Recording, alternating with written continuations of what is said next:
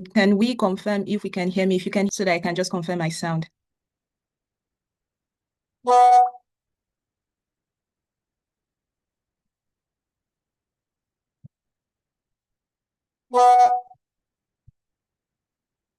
All right. Thank you very much. Thank you very much for that. At least now I'm sure that we're together.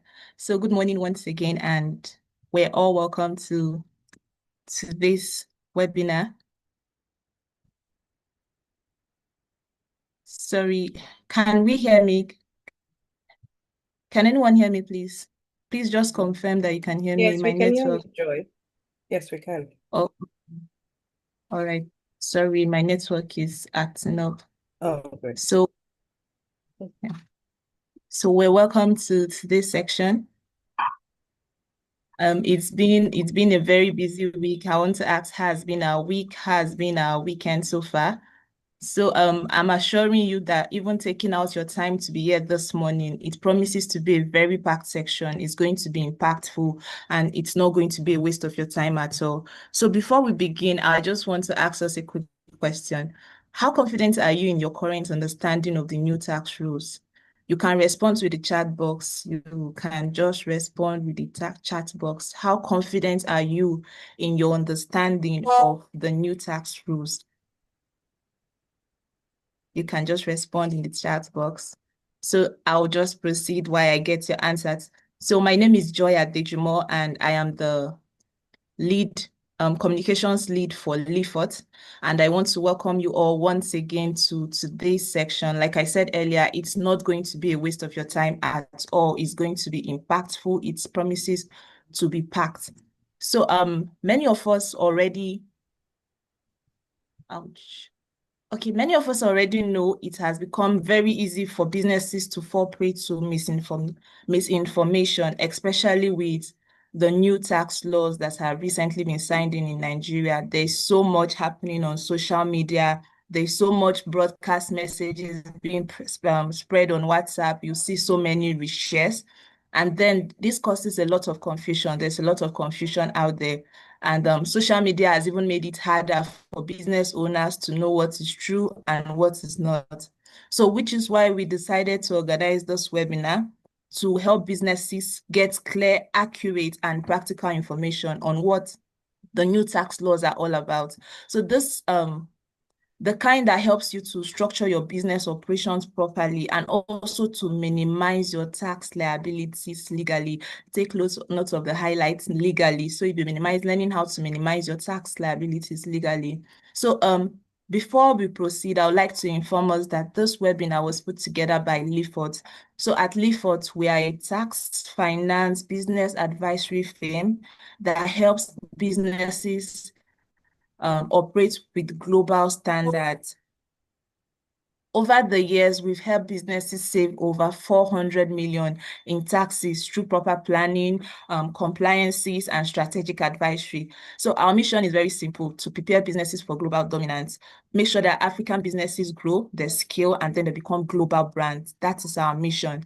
And then today we have the perfect person to lead this conversation. She is no other person than the CEO of Lefort, Ms. Toyin Olufo. She's a chartered accountant both in Nigeria and in the UK, and she's also a seasoned consultant with over 15 years of experience practicing, like I said, both in Nigeria and in the UK. And she is also a Mandela Washington Fellow, among other notable achievements. So she'll be taking us through today's section. I don't want to say too much so that we can enjoy our time on the call today. So let me just welcome. So let's welcome together our facilitator for today's section, Miss Toyin Olufon. Ma, you're welcome.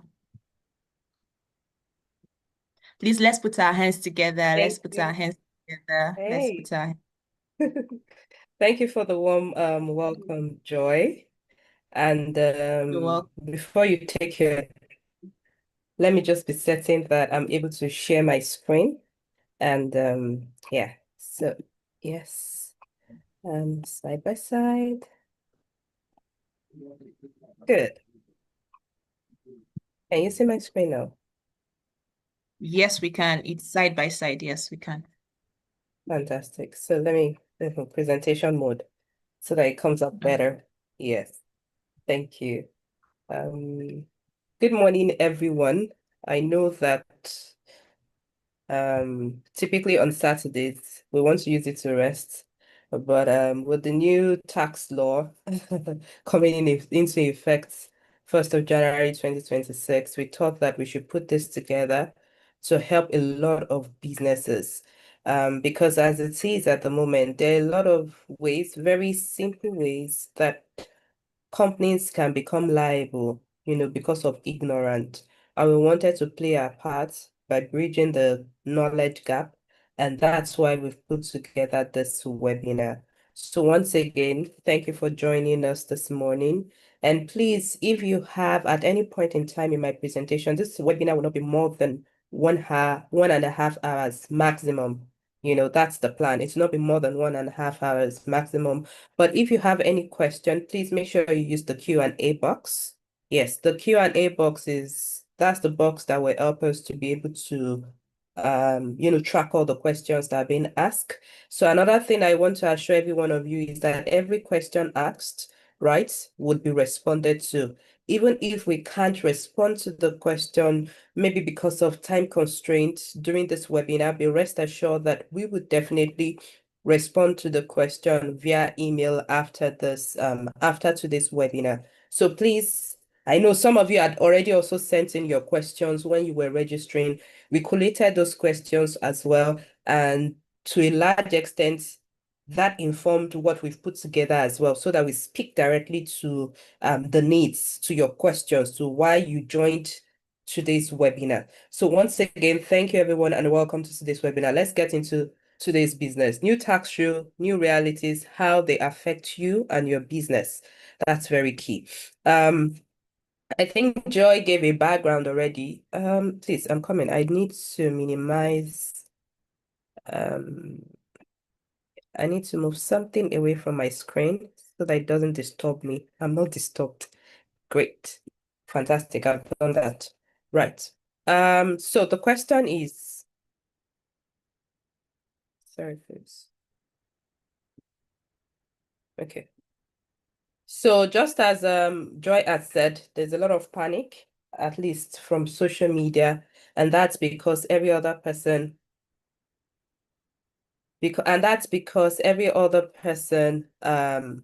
a lot of misinformation online, and that's why, as I said, we thought to put this together. And if you follow me on my social media pages as well, I've tried as much as possible to be giving out dashing out informations there.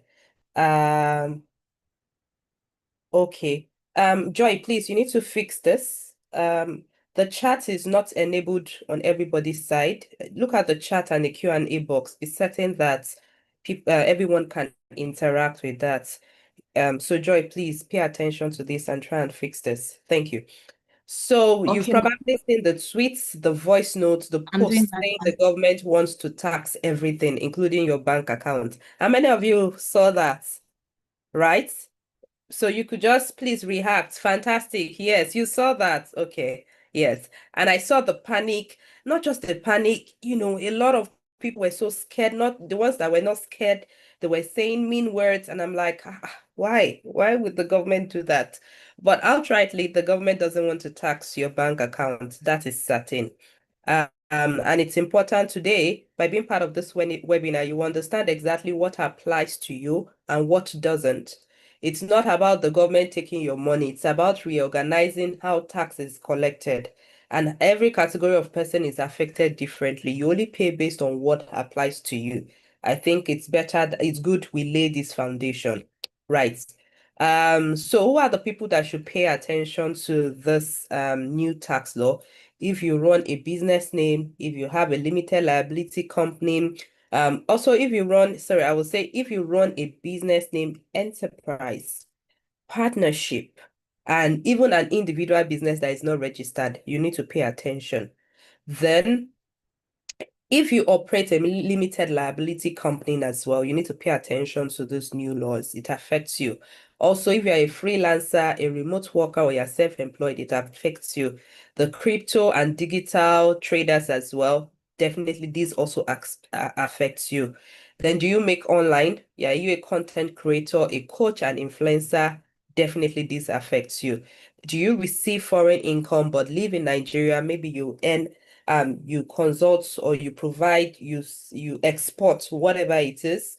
This concerns you. Then also a non-resident earning from Nigeria, either an individual or a company, this laws also affects, you. So I believe that everyone that is on this call today, you definitely fall in one of these categories. Yes, you definitely fall in one of these categories. So, so what has changed? So we have the new tax act. It does three things. It has combined six old tax laws into one simple one. By the way, before this new law, for our clients, I know they will not be hearing me say this before, for the first time rather. It's something we always tell our clients. The laws have been obsolete in terms of the reality of businesses in this present era. The laws that Nigeria was operating with had been obsolete. In fact, it was not favorable to businesses in a lot of ways. For example, I remember back then, um, when you start a company for the first time, like you just commence a company, because of the commencement rule, most likely in the first year or first 2 years of running your business, you'll pay taxes. You pay double of the taxes that you pay double of the taxes of what it should originally be, in comparison with the new tax law. And that didn't make sense to me. So those laws felt as if they were punishing you for starting a business. And these are part of the anomalies that the new tax law has corrected. Then it also defines clearly who should pay tax and on what, changes how people and businesses should keep record, file returns, and prove compliance. As I said, the goal here is not for punishments, but if you are ignorant, it can come at an expensive price. Now, so good. So business name. I'm going to say some other form of business that also I'll categorize some of the form of businesses that also fall in this category. Um Joy, please, you stopped the recording in case you're not aware.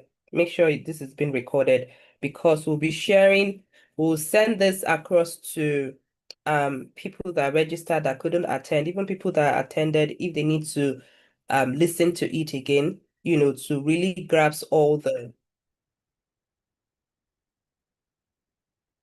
So please, can you hear me? I think I had a network glitch. Can you hear me? Just react. Thumbs up. Give me a thumbs up if you can hear me now. Fantastic. Thank you. Thank you. I can see that. Yes, you can hear me. Great.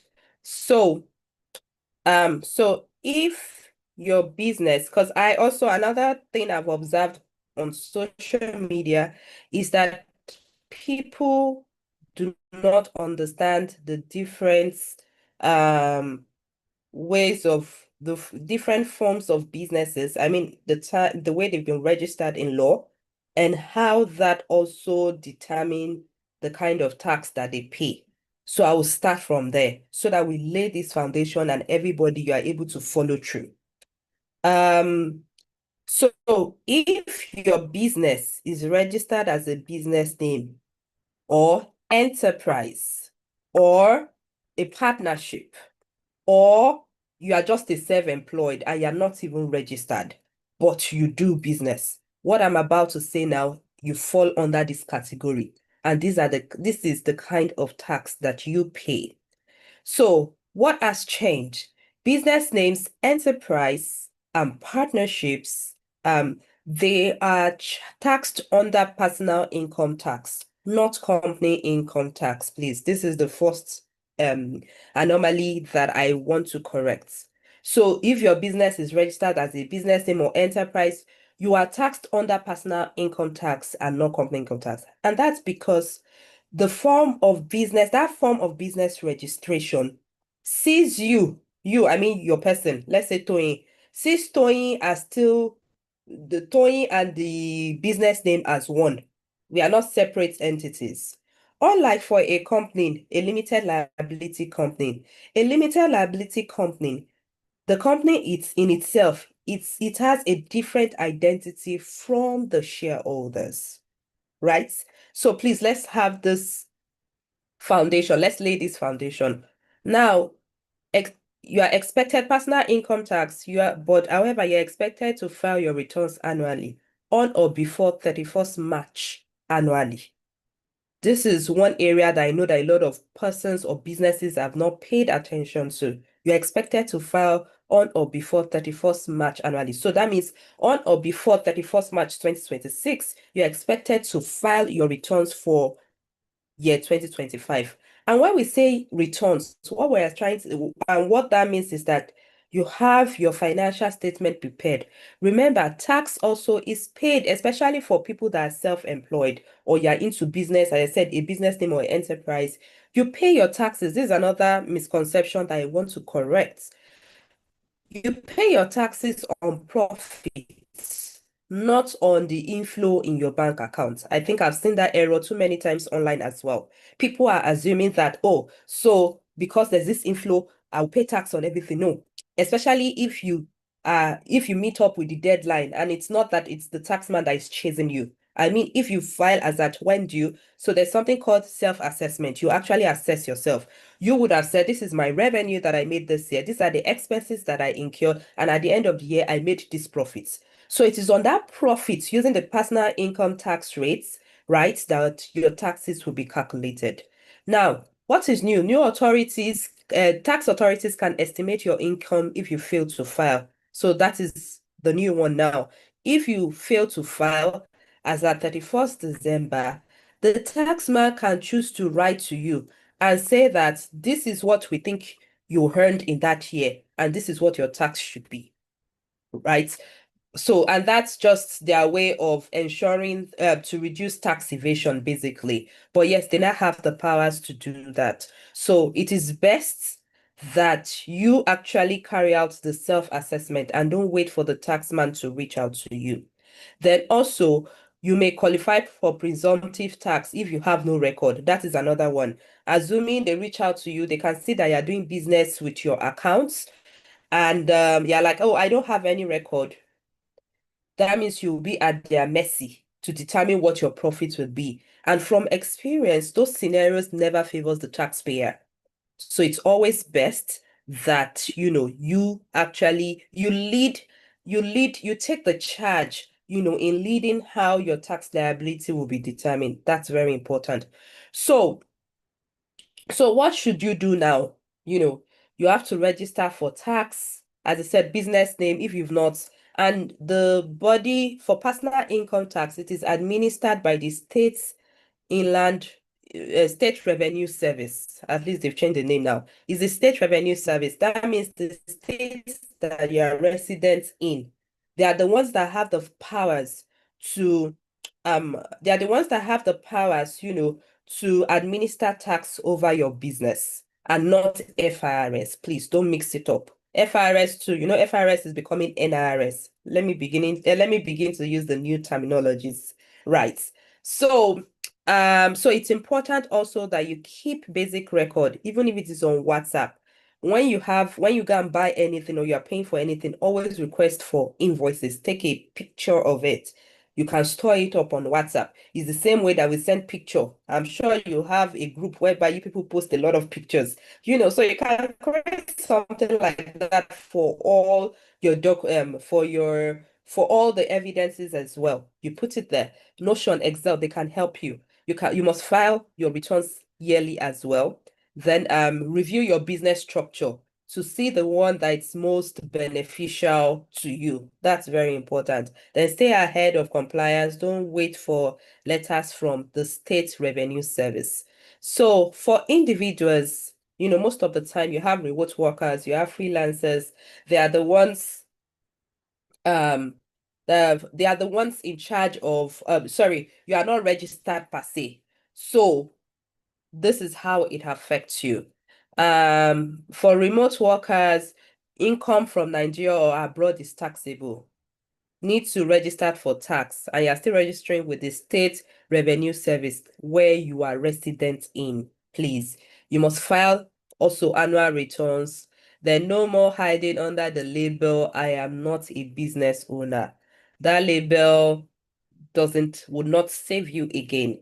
You need to pay your tax. So now for remote workers also, I will just say this here. I will say this at this point, and I will not give all the details. But I'll say that for remote workers, you're wondering, oh, how can I minimize my tax? We actually have a strategy that can help you minimize your tax. But if you need more information regarding that, you need to reach out to us because it can't be all out there. It's a strategy and we cannot put it all out there. So except you are in need of it, please reach out and we'll let you know how to go about it. And it's legal. I'm not talking about anything illegal now. I'm not telling you that you need to falsify any invoice. No, that's not what this conversation is about. But reach out to us. So we also have business names. I think I've spoken about that.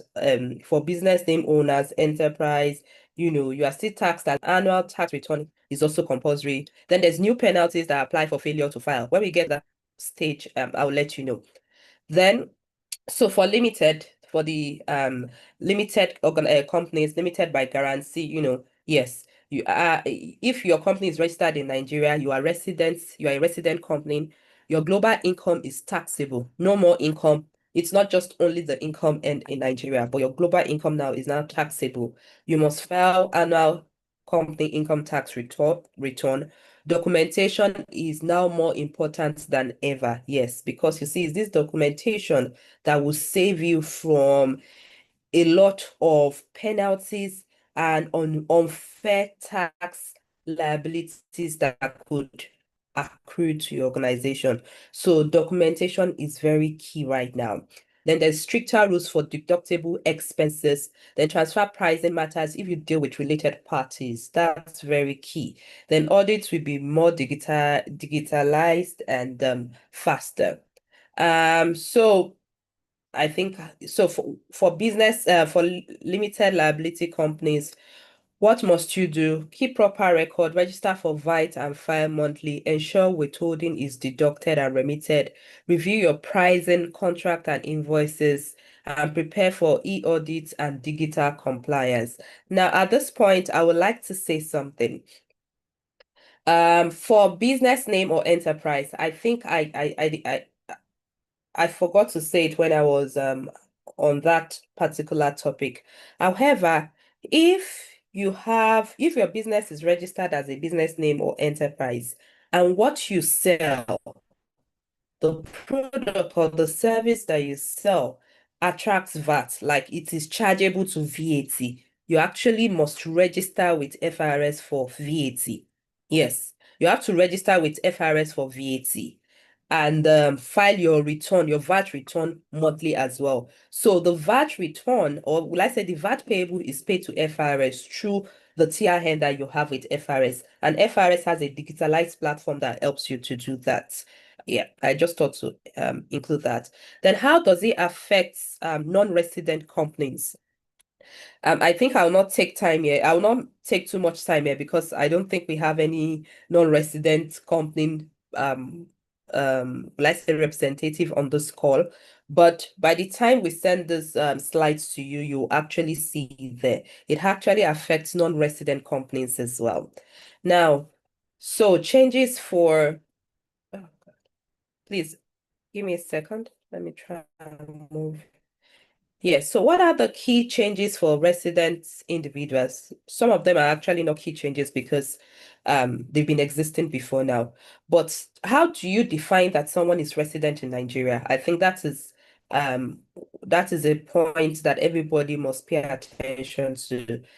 As far the law says that at least 183 days in 12 months consecutively. So if you have a physical presence in Nigeria for at least 183 days in 12 months consecutively or intermittently, then that means you are resident in Nigeria.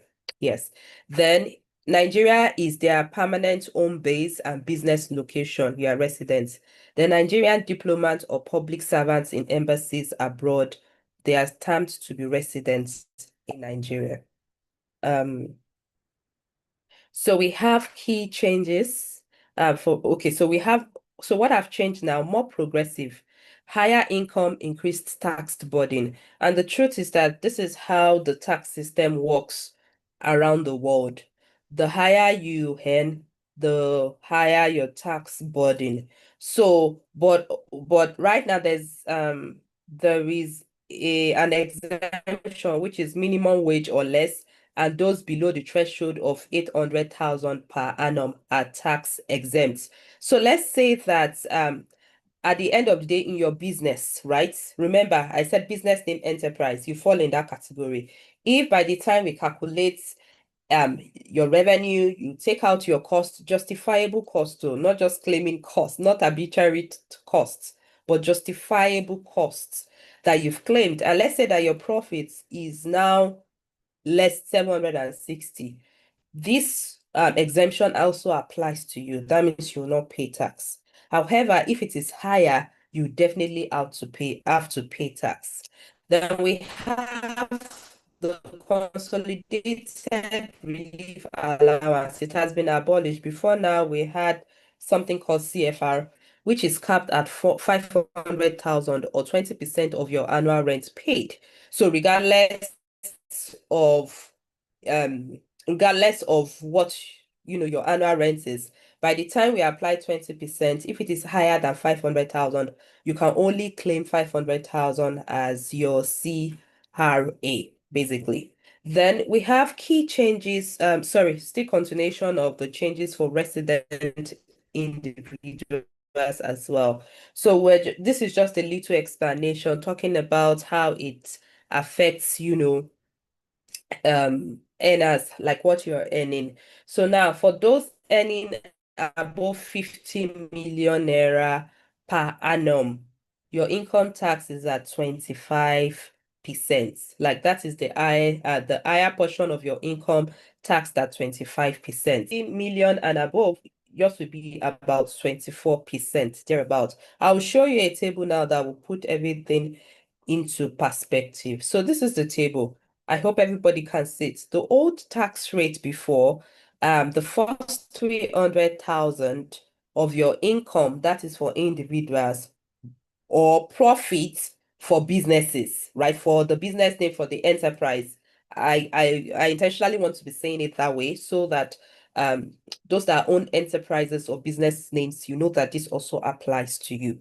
Um, so the first 300,000 before now, it used to be charged at 7%. And however, the new tax rate says it has raised the band to 800,000. And that's why you can say it's 0% because it is exempt. So the old rates used to be, the next one would be 300,000, but in the new one, it's up to the next 2 million, 2.2 million is at 15%. Then the next 9 million is at 18%. The next 13 million is at 21%. Next 25 million is at 23%. Above 50 million is at 25%. Yes, that's the rate. And it will take effect from 1st of January 2026. So let's talk a little about chargeable gains tax for resident individuals as well. Before now, we used to have a flat rate, right? For 10% for capital gains tax. But however, now what how how will an individual or a business or enterprise, qualify for capital gains tax? So when you make gains from the sale of assets, let's say land, shares, or property, you know that when we sell these things, we definitely make gains. So the new reform, capital gains tax is subject to the same progressive rate band as applicable to salaries and income. That band I just showed you now, that's what would determine the rate at which the gain you've made on that asset that you've sold would be charged to for tax purpose. And So so if a taxpayer makes 60 million in salary and 10 million naira as capital gains, the gain is added to their income and tax using the same progressive scale, not the 10% flat rate again. Um, so so there is also increase in income threshold for the loss of office.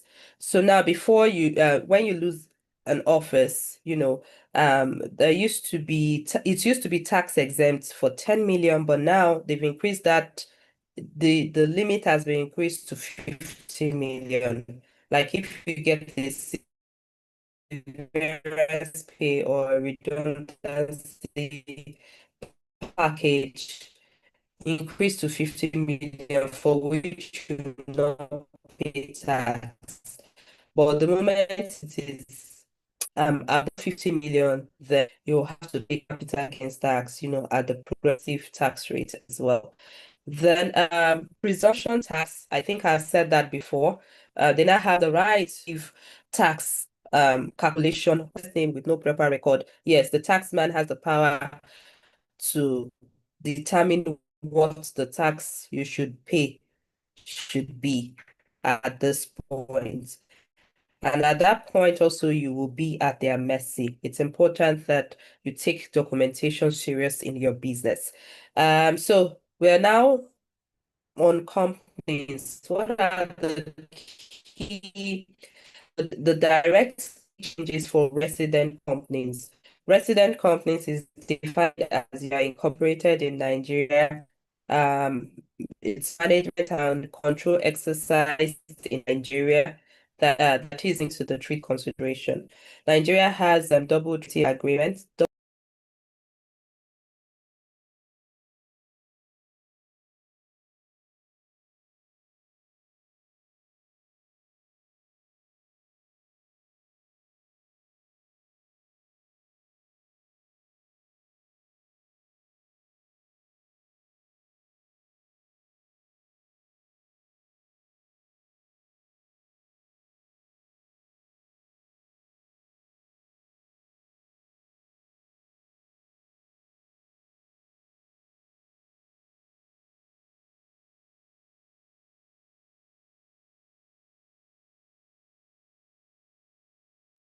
Okay, so it appears our facilitator is having issues with her internet connection. I'll just check back and then circle back to us. So please, just hold on for a few moments, please. Yes, I'm back, please. Can you hear me? Yes, we can hear you now, ma'am. Okay. All right. Great. Please, apologies. We are in Nigeria. And network, no matter how much, sometimes no matter how much you think you're prepared, um, Nigeria has a way of reminding you that you're not in control. So yes, because I'm using two different internet provider at the moment. Yes. So can you see my screen? So can you see my screen, please? Can I go ahead? Can you hear me? Can you see my screen? I need the thumbs up, please. I need you to react. And fantastic. Thank you. Thank you. That means you can see my screen, so I can go ahead then. Thank you very much. Um,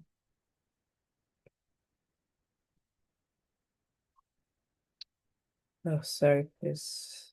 Okay. I think my screen stopped. All right.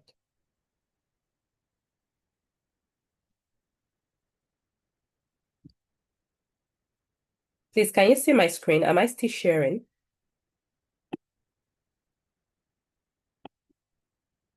You can see my screen. Okay. Unfortunately, I can't see my own screen. So let me stop sharing and I would share again so that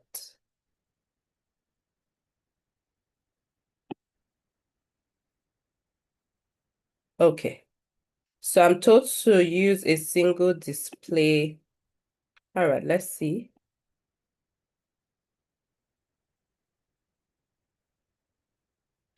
Okay, so yes.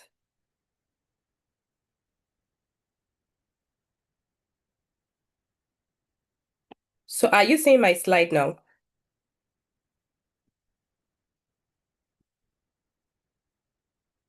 Okay, fantastic.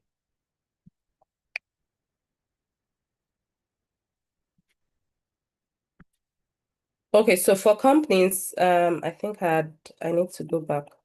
And I really need to move fast as well because we don't have so much time. So I may not be able to explain a lot of things in-depthly. I'll be looking forward to your questions and definitely we will share the slides with you so that you are able to glean more from what is being discussed today. Um, so for companies, yes, I think this was where I stopped. Yes, so tax on this worldwide income. That's what it's been for companies now, not just the income you earn in Nigeria. Then increased exemption threshold for small companies.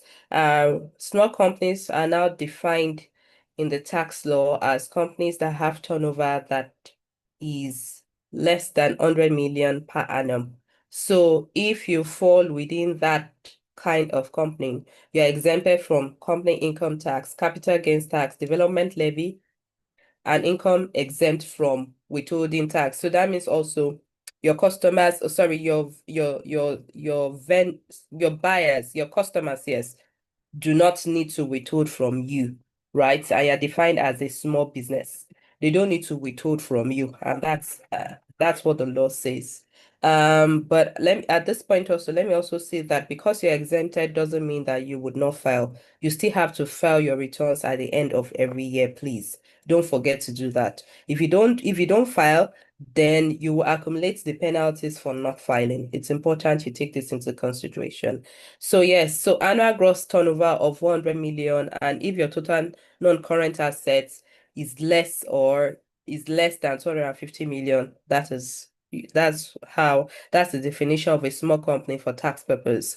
Now, but however, this definition exclude professional service provider. So if your company is a professional service provider, like you're a legal firm, yeah, an accounting firm, yeah, an architectural firm, as far as you provide professional services, that's what you do. You are exempted from this threshold.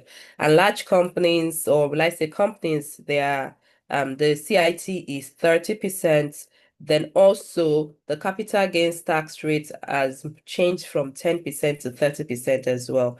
Rollover relief on capital gains tax for reinvestment in a replacement of asset is now abolished. So before now, if you sell an asset, you make a profit, but because you reinvest the sales proceed from the sale of that asset in acquiring another asset, you don't pay capital gains tax. However, starting from 1st January, yes, you'll have to pay capital gains tax now.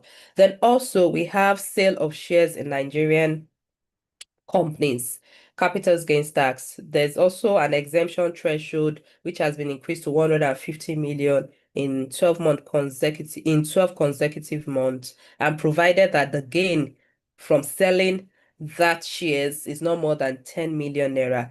The moment it is above 10 million naira, then you have to pay capital gains tax. Then tax on indirect transfer of shares. Sometimes we have companies, indirect transfer of shares in Nigeria companies, meaning that selling shares in offshore holding companies that control Nigeria companies. This will trigger capital gains tax. Um, so at the moment, there are certain structures like that whereby there's a holding company that it's a foreign entity, and they are the shareholders of a company in Nigeria. So if that holding company decides to sell their shares to another company, that you have to pay capital gains tax has to be paid on that kind of transactions. These are like the more technical part of um, the tax reform. Then we now have something called development levy. Development levy is replacing the educational tax before, the information technology levy, Lesani, police trust fund is replacing all those other taxes that companies used to pay. And now you just have something called development levy, and it is at 4% of your assessable profits. That's how it is calculated. Um, then we now have something called the minimum effective tax rates is now at 15%. So what does this rule apply to? Nigerian companies that are part of a multinational or Nigerian companies with annual revenue of 20 billion and above.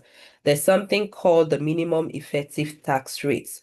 So a company, the law now stipulates that every company must calculate its effective tax rates.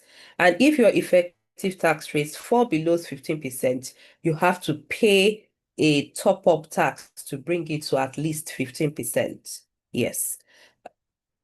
So, and this is how it's calculated as well. We have the cover tax profits, cover tax paid divided by profit. That will give you the effective tax rate, which you use to benchmark with the 15%. The moment it is lower, then you have to pay more tax to bring the rate to at least 15%.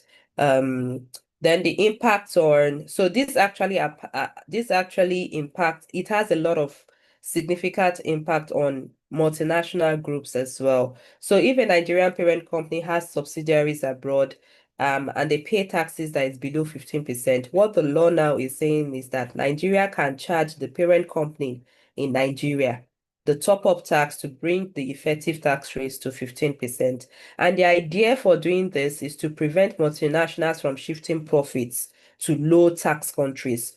And the truth is that most of them, they do that because it's a loophole that had existed in the tax law, and they've just been taking advantage of it as well. You read this in the slide. Don't let me get because these are like they are niche based, and if it affects, it's only if you work with this kind of companies or you are, you own this kind of companies that it affects to you, that this would apply to you. Then we have changes for non-resident companies as well. As I will just glance through this as well. When you get the slides, please, you can read more about it. But yes, there's something like that.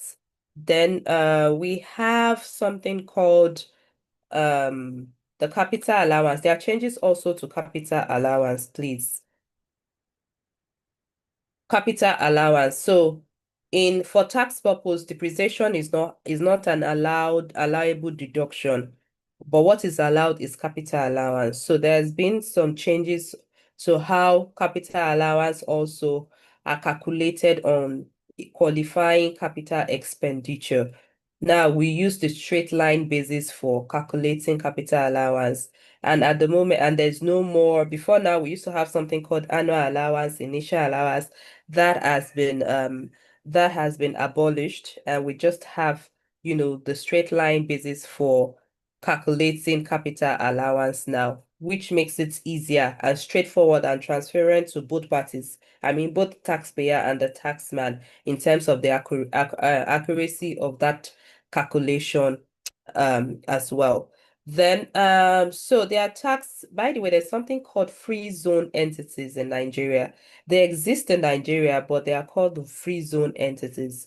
And basically, why it was created, those companies is that the government was trying to, what's the word? They were trying to encourage exports. So in those zones, it's just like you are in Nigeria, but you're not in Nigeria, basically. So there are different zones. You have the north, you have in the east, you have in the south.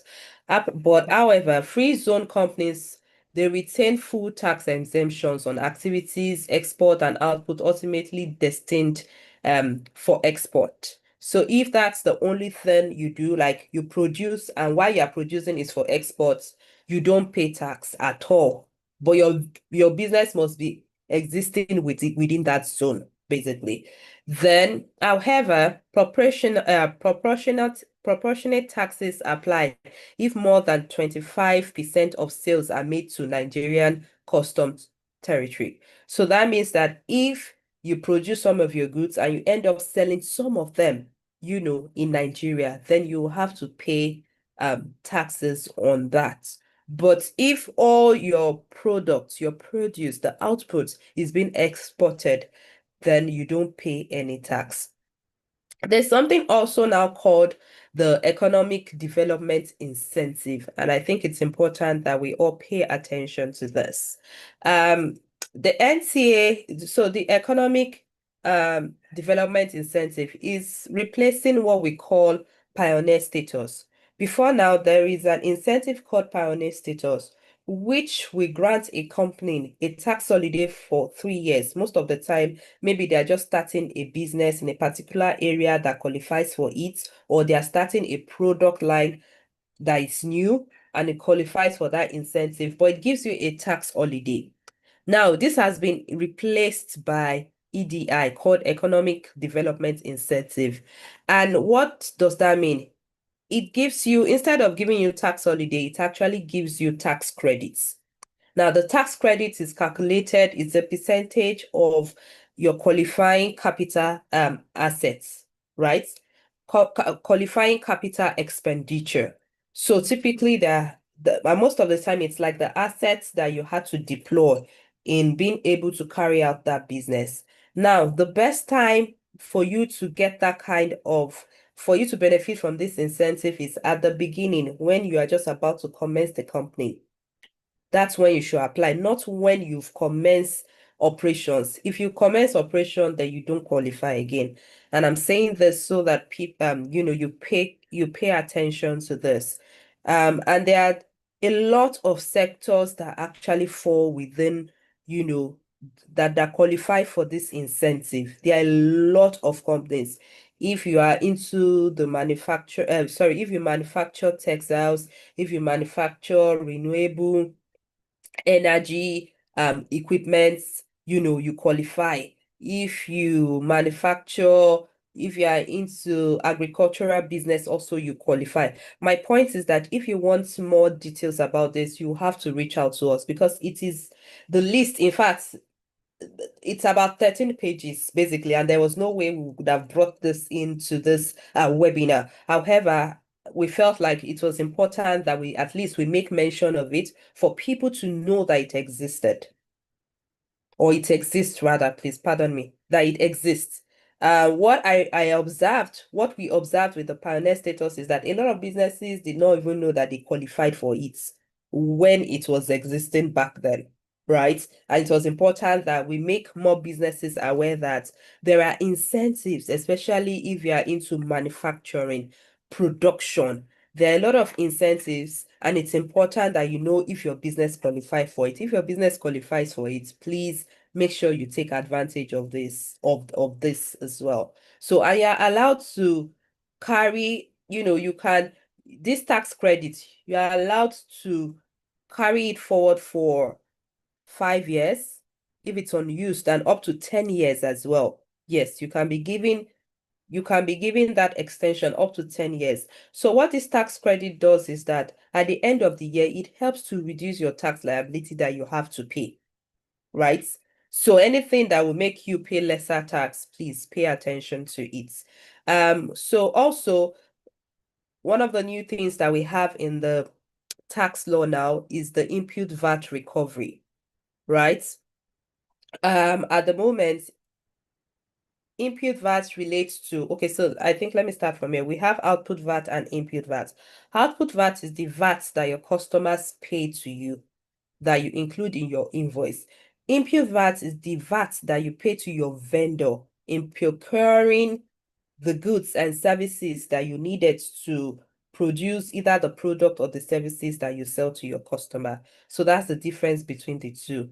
And the VAT rate still remains 7.5%. And now VAT input, it's now recoverable. Like the government will be giving you, they'll give you your cash back. And that's why documentation is very key, more than before. You need to pay attention to the documentation in your business because that's the only way you'll be able to justify whatever claim, that you intend to, whatever claim you have about that, and to be able to get your money back. Documentation is key. Also, Now, essential goods are now classified as zero rated for VAT purpose. And I will explain what they used to be exempt. Now that they are zero rated, what does that mean?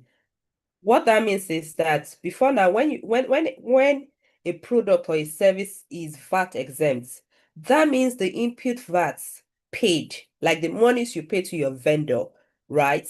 In buying the raw materials, in buying, procuring all the goods and services you needed to produce the product or the service that you sell to your vendor, you cannot reclaim it. But now that it's not zero rated, you can reclaim it.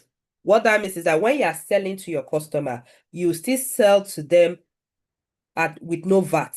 It's just like if you go and buy basic food items, you are not expected to pay VAT, right? You still sell to them without VAT. But if at the point of you procuring that food item, the vendor, you had to pay VAT to the vendor, now you can reclaim that VAT. In addition, let me add something at this point as well.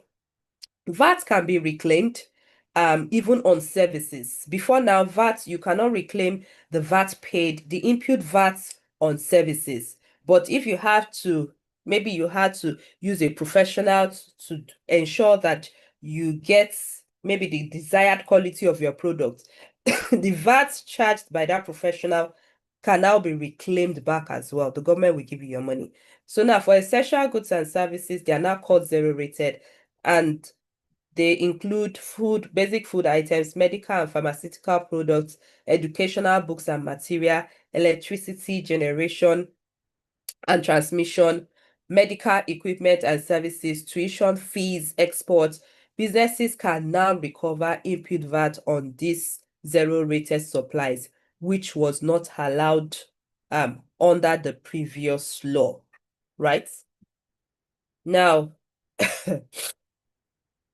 okay, I can see that you have a lot of questions. I may not be able to, we have a lot of slides here, by the way. So I know that we may not be able to cover everything. We're fully aware, but it was important that we give you an idea of the full scope of the changes that has happened, in the tax landscape in Nigeria.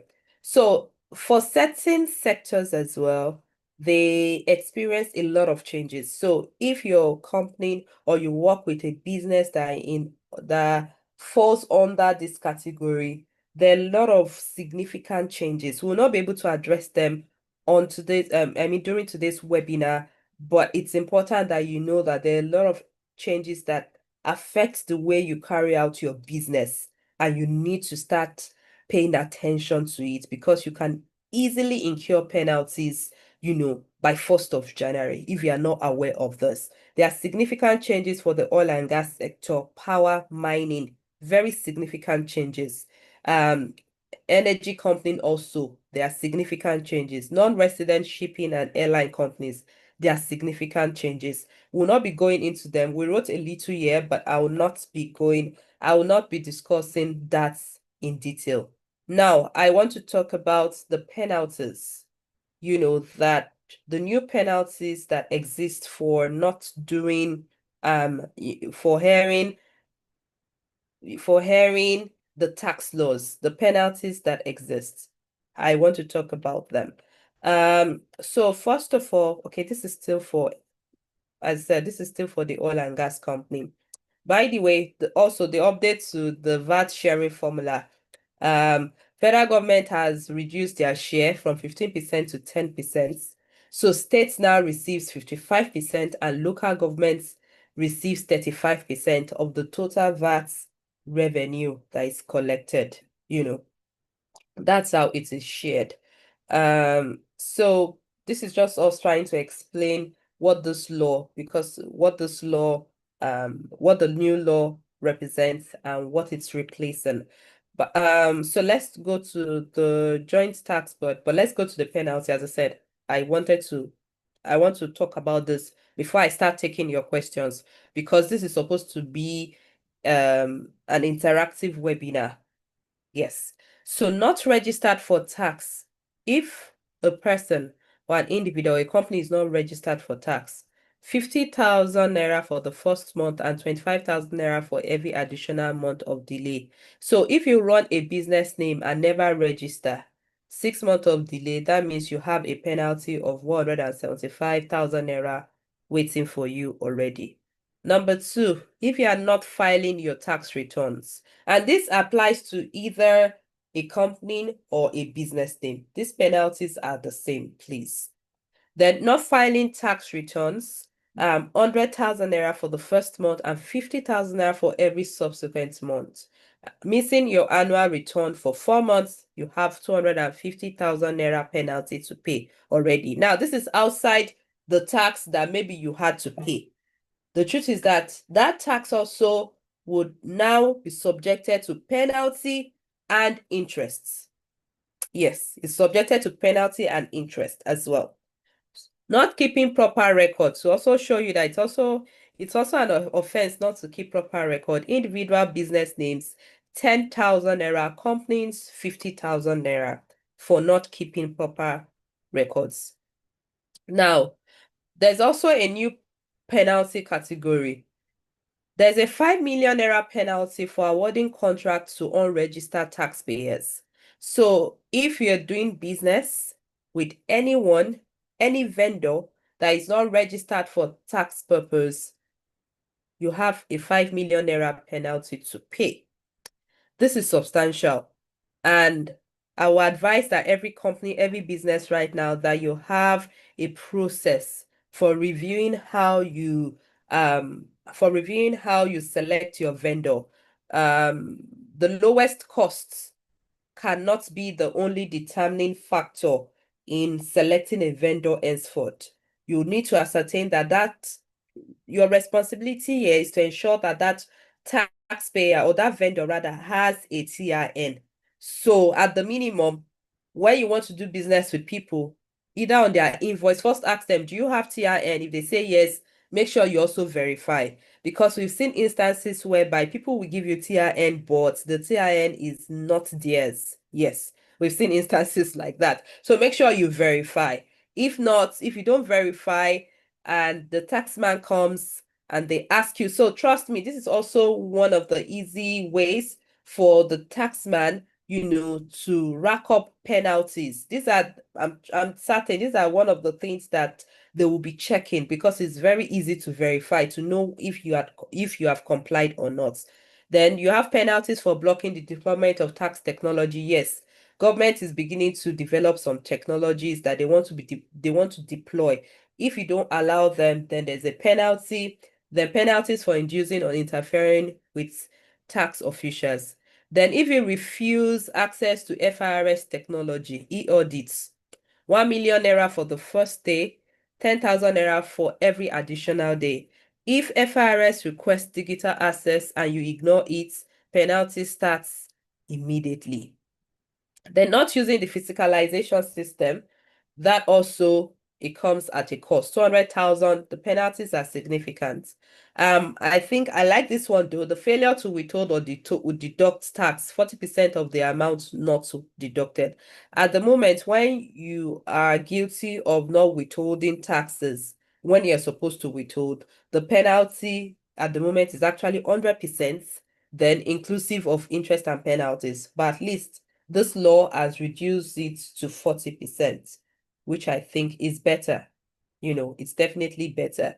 So when you also ignore notices from NIRS or summons, right? When you ignore, penalty the first day is 100,000, then 10,000 naira for every additional day. So if you ignore a summon for 7 days, that's 160,000 naira.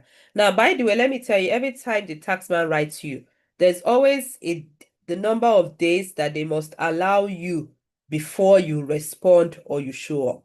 Now, depending on the letter, some it spans the duration. I mean, the number of days they need to give you is 7 days. Some it is 14, some it is 30. Now, depending on the kind of letters, right? So you need to also know all those things. If you don't, make sure that your tax consultant, because the tax law is actually a lot, but make sure that you mention this to your tax consultant. That's important. Then if you refuse to submit documents or information, Then FIRS asks for your record and you don't comply, penalty 200,000 on the first day, 10,000 naira for each additional day. Then not disclosing required information on the legal arrangements, trust, corporate structure, beneficial ownership. Penalty is 1 million, then every other day is 10,000 naira. So just like that, see the penalties. The penalties are significant. So I'm going to stop my presentation at this point by talking about the tax homes board, your protector in the tax system. So the new tax law has created, will I say, a tax referee, an independent body that is to protect taxpayers from unfair treatments. A fully independent body created to handle taxpayers' complaints, established across all 6 geopolitical zones for easy access, then led by a tax homes board with at least 10 years of professional experience in tax law, accounting, auditing, or dispute resolution.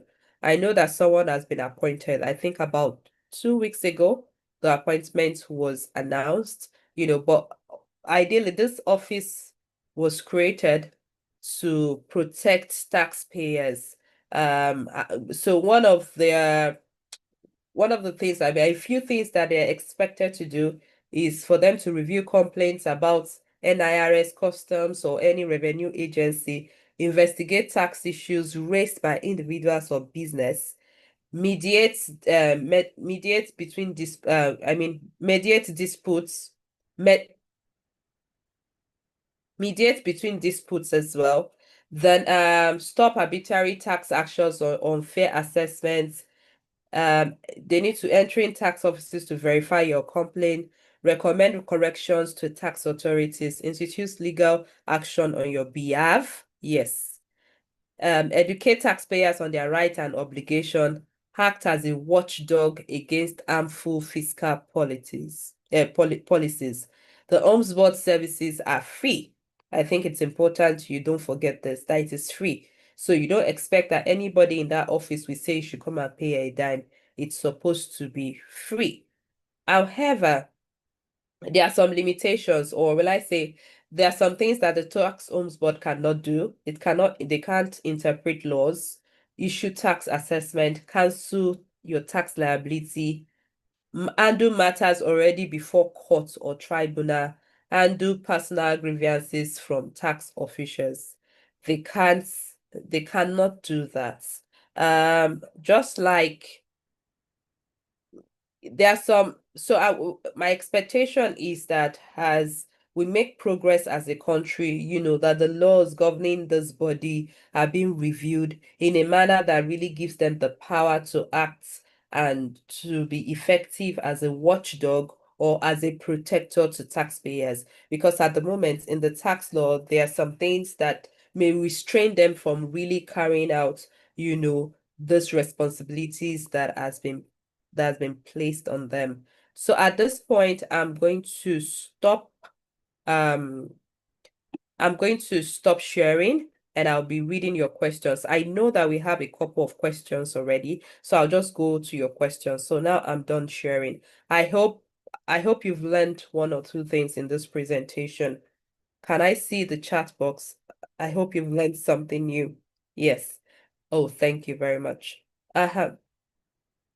So I'm looking at your questions at the moment. How can we categorize NGO companies and is the new tax law applicable? So NGO companies are still NGO companies. Nothing has changed about NGO companies in terms of the fact that they are exempted from paying taxes. However, these are the part for the aspect that relates to NGOs has to do with the other things I spoke about for companies.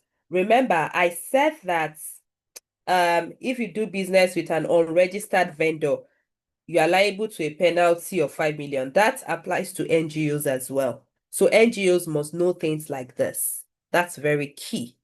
For the VAT aspect as well, NGO too must know what relates like their own responsibility as well. I know that NGOs, they are not even supposed to be charged VAT, based on because of the service or the product that they are providing, is for humanitarian purpose, they are not supposed to actually be vatable as well.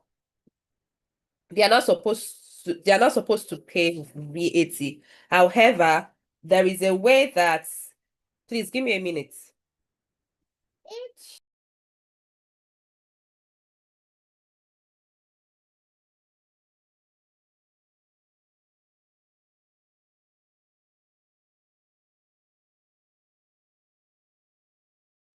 So my point is that, so I'm back. So for NGOs, nothing has changed except that you have to pay attention to these other rules, other tax laws guiding how transactions are done. If NGOs don't pay attention to that, then they will have penalties to pay as well. Like now, for stamp duty, we didn't even talk about stamp duty as well. There's a stamp duty act that has to do with ensuring that agreement are being stamped. So if NGOs also carry out, like, they have those kind of agreements, make sure that your your agreement is being stamped. If you don't get it stamped, then you still have penalties to pay. So my point is that every other law guiding transaction in a company applies to NGO, but NGOs do not pay company income tax. I think that should answer your question. Thank you. If you have any follow-up question, please drop it. Can we get the slides? Please, can you explain the VAT? I didn't understand that part. What are presumptive tax? Okay, so VAT is value added tax. You have output VAT, you have input VAT. Output VAT is the VAT that the customers pay to you.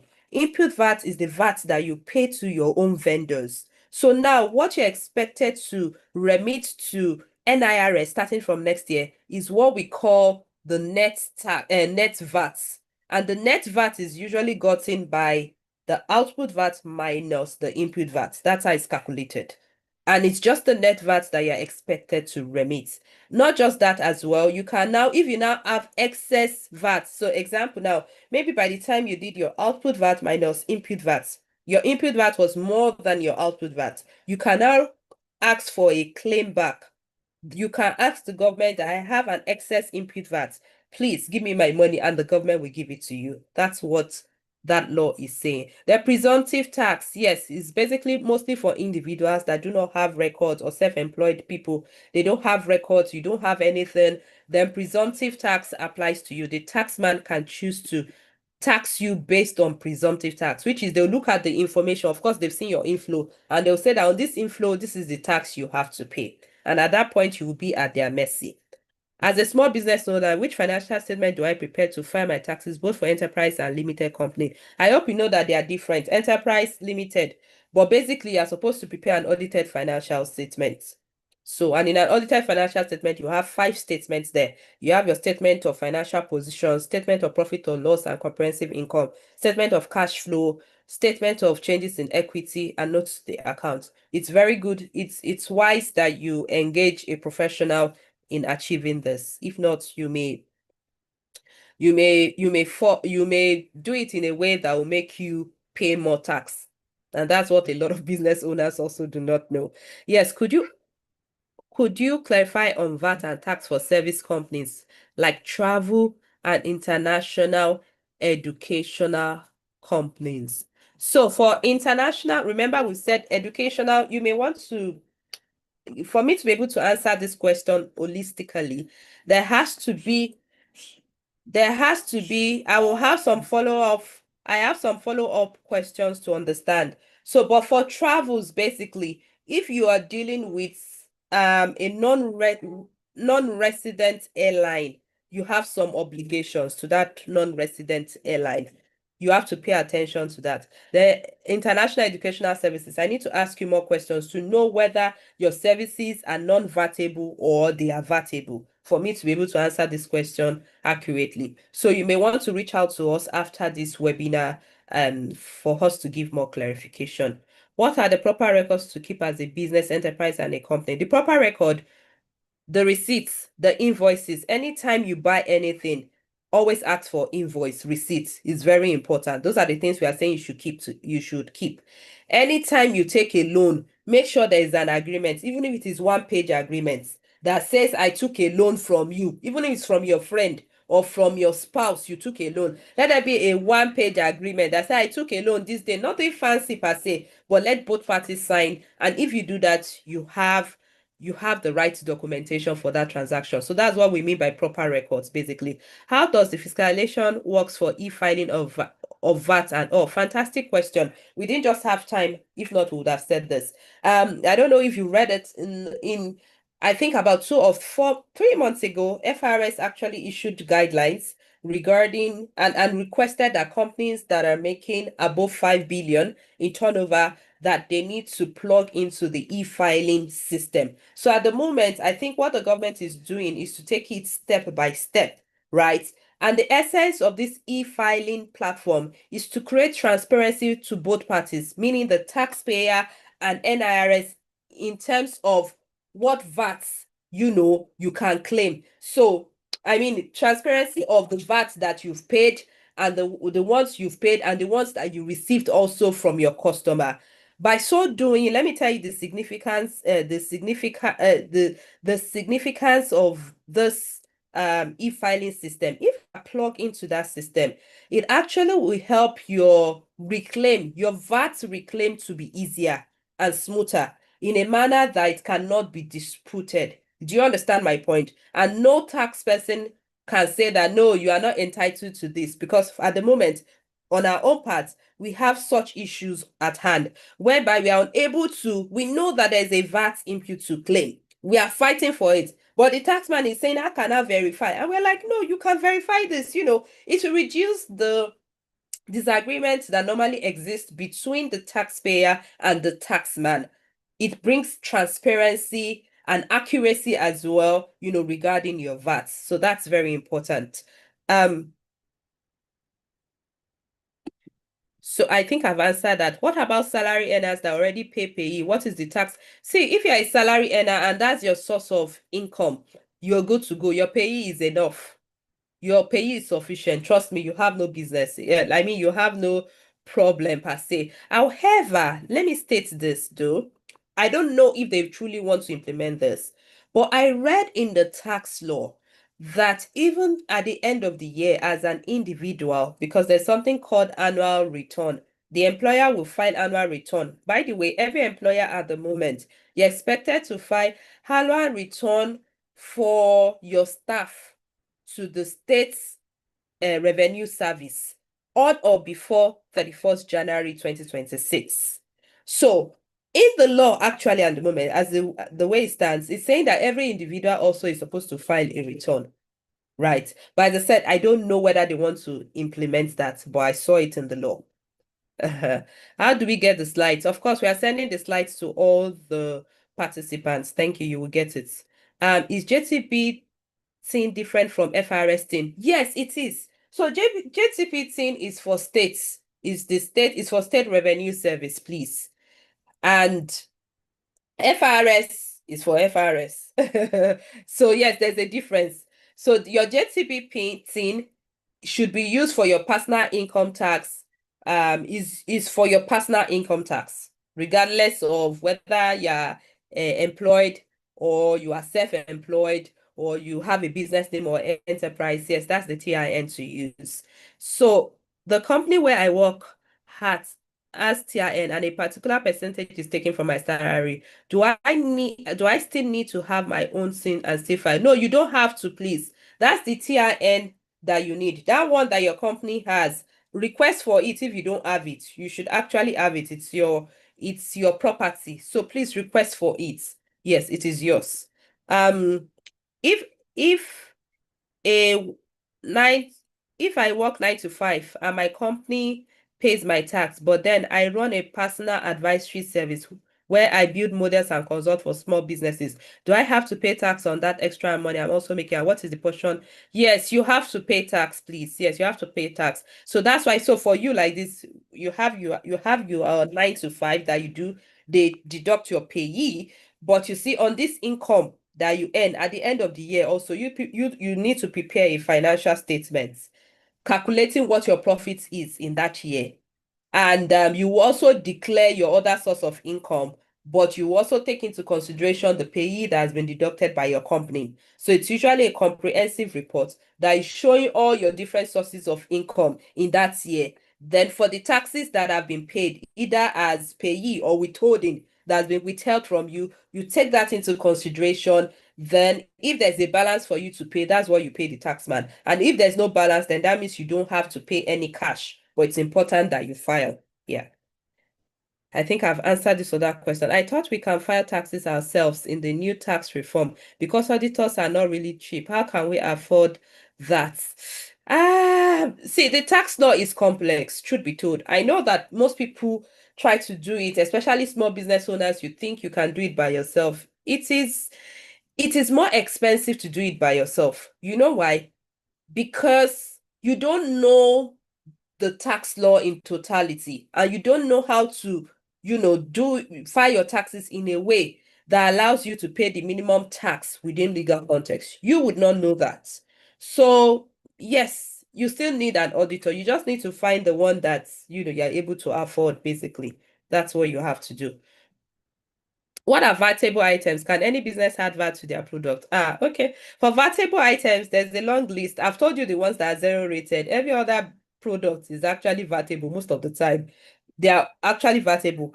The moment you see the list of zero exempt or zero rated VAT supplies and exempt goods or exempt VAT supplies, every other one that is not on that list is actually chargeable to VAT. Okay, thank you so much, ma'am, for this wonderful presentation. I have a few questions to ask. I work as an employee. I'm also an entrepreneur and registered as a business. How do I navigate tax payment for each category? I think I've explained that question I've explained that question. Someone asked a question like that. Please just refer to my response to that. What is in for individuals with multiple bank accounts? Do I get charged for every money that comes into my account? No, I've told you taxes are not paid on the inflow in your accounts. What the government expects that you do is to submit your return that aggregates all your income, all your global income, whether derived in Nigeria or abroad. It puts it together, and based on that, you calculate your taxes. I said the ones that have been withheld from you, you take that into consideration. If payee to have been paid, you take that into consideration. You do a calculation to see if there's a balance. It's important that you have a tax consultant for you to be able to do this properly. Is tax paid monthly, annually, or do I go about filing? So VAT is filed monthly. VAT is filed monthly, but the personal income tax or company income tax is paid annually, please. As a business owner registered as a business name, all I have seen is the disadvantage of it. Is there any advantage of business name as regards tax, especially when your turnover is below 800,000 annually? Do you mean to because if you are saying it is below, so that means you will not pay tax. Maybe you mean to say if your profit, remember also I've told you a business name, you are charged on your profit, not on your turnover. So please don't make this error. You are charged on your profit, not on your turnover. Yeah. So if it is above 800,000, yes, you have to pay tax. So let me just be frank with every one of you here. At the moment, the way the law is structured, it is better especially for small businesses. It is more advantageous for you to be registered as a limited company than a business name, because the limited liability company at the moment has a threshold of 100 million, meaning that if your turnover is not up to 100 million, you don't pay taxes. Do you get my point? The only responsibility you will have is to file. Now, for business name, if your profit is above 800,000, you will have to pay tax based on the personal income tax rates. Do you understand my point? So truth be told, it's more advantageous at the moment to function under the limited liability company. It is. Please, can you recommend on how to make proper documentation of annual turnover? See, It is, you make sales every year now. As you're making sales, keep record of it. That's how you know your turnover. Turnover is sales. Please, in case you don't know that. Turnover is sales. As you make sales every year, keep a record that says, today I sold it, tomorrow like, just keep a record of your sales, and that will help you determine the documentation. Can you elaborate on rent, leave, and other things considered before deciding how? So yes, in calculating your personal income tax, it's always there. So we take into consideration a lot of things. In fact, there are some other things that you can also claim to reduce your tax that was not included here. So like now, if you have your pension, if you contribute into a pension scheme, it can help you to reduce your tax liability. Yes, it can help you to reduce your tax liability. If you contribute to National Housing Fund, it can help you to reduce your tax liability. If you have insurance, health insurance, yes, it can help you. So it is what you're asking me for is a proper school, because the calculation is not straightforward. But I'm just telling you the many other things also that could help you in reducing your taxes. So which one does a business? Okay, I think I've answered that question. Excuse me, please. I think I've answered. Is there any changes for companies related and interacting with agri sector? Um, no specific changes to this sector, except the other changes that relate to how you do business in terms of withholding, in terms of your kind of vendor. No, there are no specific changes. However, under the EDI, the Economic Development Incentives, there are incentives for such companies, especially if you are producing or manufacturing in Nigeria. So it's something that we could discuss further, basically. Yes, there are incentives for that. You could benefit from that. Which should a business name use to be protected? JTB. So a business name, that FRS thing, remember, I've told you, a business name pays their taxes to State Revenue Service. The JTBTIN is for state. Please, that's where you pay your personal income tax to. If you have an FIRST thing, it should only be for VAT purpose, especially if you carry out a business that is VATable. It should only be for VAT purpose. That's the essence of that FIRS thing. I think I've answered that. So regarding working with vendors, what if as an NGO, a vendor includes VAT on their invoice? Should the NGO still pay? So, So you know why I'm being careful? Because you see, for you to successfully defend this, it depends on who your tax consultant is. At the moment, FRS will tell you that you are supposed to pay VAT, like you are to pay VAT. Do you get what I'm trying to say? But for a tax consultant to understand the laws very well. Now, it also depends on the transactions. So I cannot give you a blanket response. I cannot give you an holistic response to your question. Yes, sometimes you have to. You have to pay VAT, and sometimes you are not supposed to pay VAT. However, if you are not paying that VAT, make sure you have a knowledgeable tax consultant to help you with this, because you could most likely have FIRS issues. Um, so irrespective of not meeting the minimum turnover of tax, we are still vatable monthly. No, if you don't meet up the minimum turnover of tax, no, you are not vatable monthly, please. The minimum turnover for tax, you are not vatable, please. You are not vatable. All right. Thank you. Okay, thank you too. I heard you say we have to file on or before 31st March. Yes, you have to file on or before 31st March. Yes, that's actually what I said. You have to file on or before 31st March. That is very important for business names, enterprise, self-employed. Yes, you have to. So at the moment, what will I advise? Start speaking to your tax consultants, because they will tell you have to bring your bank statement, whatever supporting document you have. A proper financial statement has to be prepared to determine what your profit is. And based on your profits, taxes would be paid. I hope that answers your question. I know we still have more questions, but I'm looking at time. So at this point, I think I would hand over. I know that some people are asking questions on the chat box. So I think we'll just take note of all your questions, please. Please clarify on e-audit and digital compliance. So, okay, yes. So the point is that for companies that use software, I'll just answer this one. For companies that use software, right? Um, in carrying out their tax audits, the taxman, in carrying out their tax audit, please, I want to have some water.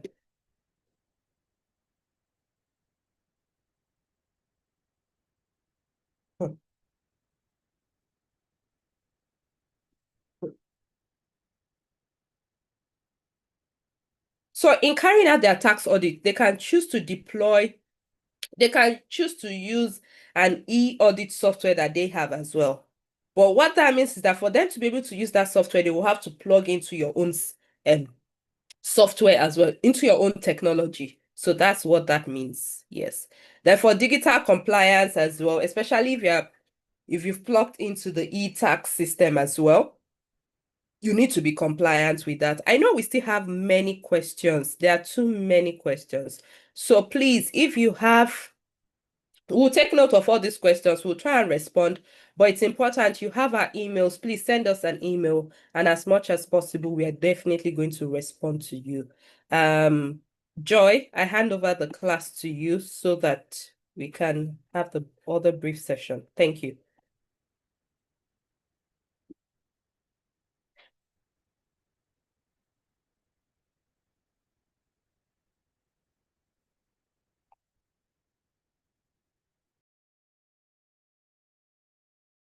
So Joy, you are still muted, please. You're talking, but you're still muted. Unmute yourself. Oh, so sorry. Sorry about that. I think I was muted. So at this point, I would like to invite Sonia, a member of the Lefort team, to take our vote of thanks. Thank you very much, Ma, for the section. It was very impactful, and thank you for taking time to answer the questions as well. We are very grateful for the knowledge shared. I'll just hand over to Sonia to take the vote of thanks.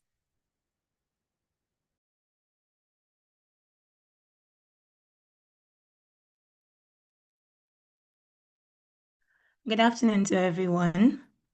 I want to say thank you for being part of today's webinar. I personally believe that asking the right questions is far more powerful than spreading any form of misinformation. And I'm glad that today's session has opened up meaningful discussions and giving you clarity on the new tax rules and what they mean for your business. So on behalf of Lefort, I want to express, despite how busy your schedules are. As we wrap up, I would like to share something important with you.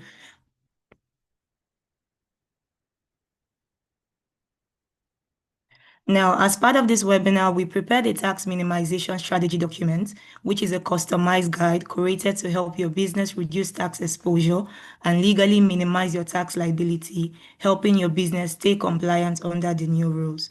Now, to build this strategy document for your business or your company, we would be having a personal one-on-one consultation session with you, where we would be asking the right questions, getting to understand your processes and help craft a strategy and a structure that fits your business perfectly.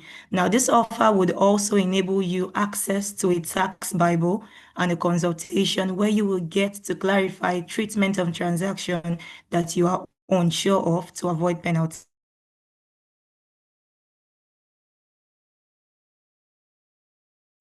Now, we do this for our clients, and this is of today's webinar. We'll be offering this at 250,000. Now, done for Lefort's clients, and the time frame if you want to commit to this is from today to Tuesday. So if you see this as something you want to take advantage of so that your business does not exist in a survival mode ahead of the new tax year, a link has been dropped in the chat box. Please just click it and follow through, or you can decide to reach us via our email. Now, on the link you would be using, please, you can choose a date from the December calendar that will be made available to you. Now, let me emphasize that 250,000 is a token when compared to millions or when compared to millions that businesses lose every year, not because they are careless, but because of ignorance, misinformation, or preventable penalties. Now, at Lefort, we offer services beyond tax to position your business for sustainable growth. This include accounting and financial reporting, automation of business processes, audit and assurance services. Now, why most businesses fail? Not because they lack potential, but because of a lack of right guidance, system, and compliance foundation. We do not want this to be your experience. So once again, we want to thank you for joining us today. We appreciate your engagement, your very delightful questions, and your commitment to building a stronger, more compliant, and more resilient businesses. Ahead of the Christmas, we want to wish you a happy Christmas holiday. We thank you and do enjoy the rest of the day, and we look forward to supporting your journey. Thank you very much.